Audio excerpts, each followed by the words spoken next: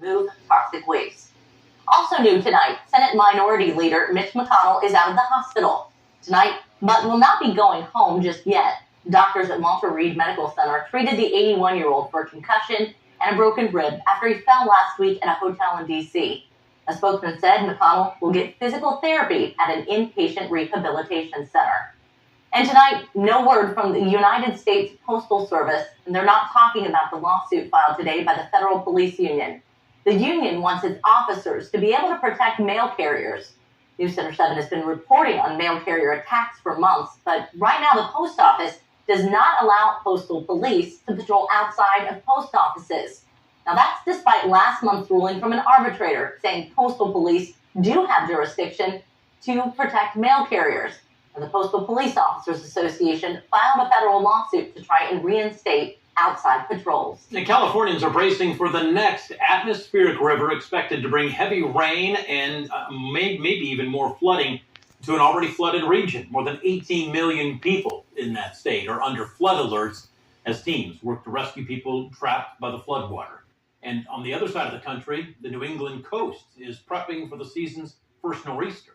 We are looking at potentially the biggest storm that we've seen, at least, here in Massachusetts.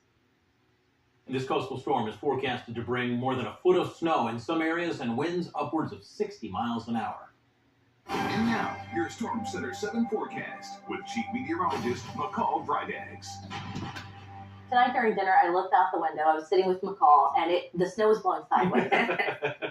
Yes, and as I was driving back from dinner tonight, I was probably a stretch, maybe a quarter of a mile, and there were traffic lights and so forth. I couldn't see the next one, McCall, because, as you guys were saying, the snow coming this way. Yeah, it's like we haven't had much winter, and then all of a sudden winter showed up just before spring's set to begin with those scattered snow showers and snow squalls that we had throughout the day today. Thankfully, though, as we've been talking about, our ground temperature isn't as cold as if it was in the middle of January or February. So the snow, while it was falling and intense at times, it really didn't stick around very long. Just brought some colder weather with it. Now let's talk about those snow showers. We still have a little bit of it across the Miami Valley when we look at live Doppler 7 radar. You can see some of that blue showing up here on radar. So if you are going to be out tonight, perhaps you work that overnight shift, you may run into still a few of those flurries or snow showers. Temps across the area sitting right around, if not slightly below the freezing mark, with wind chills down into the teens and 20s.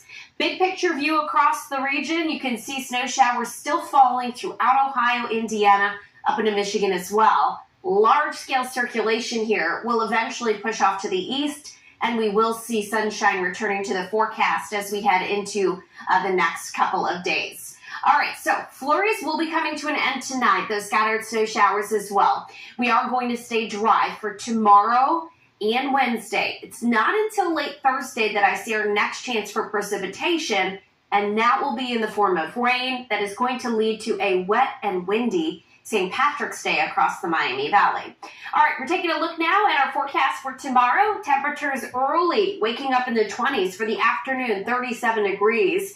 That is about 15 degrees below normal for this time of year. We'll have a lot of clouds around, but I do see some sunshine in the forecast, so that's a bit promising.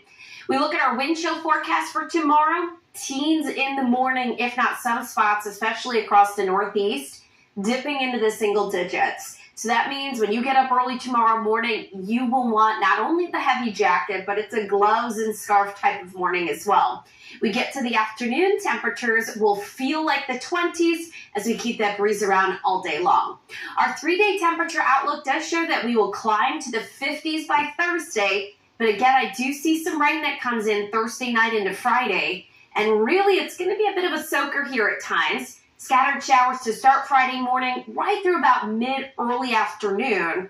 So plans for St. Patrick's Day on Friday, you want to plan to have the rain gear with you. By late afternoon into the evening, though, we'll start to drive back out. So if you're going out for St. Patty's Day dinner plans, it looks a little bit better there for you. Temperatures, even though we have the rain, will be in the 50s from start to finish. Over the weekend, here comes the bottom dropping out again. 38 degrees for our high on Saturday, a straight flurry, likely still breezy for us, wind chills in the teens and 20s.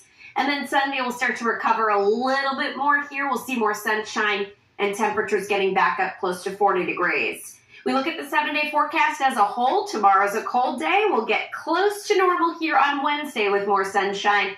Rain comes in Thursday to Friday. We're in those 50s. And then we drop those temps off for the weekend before pushing back close to 50 by Monday of next week. Students at Michigan State University plan to honor their classmates killed in a mass shooting. A gunman opened fire on campus 1 month ago today.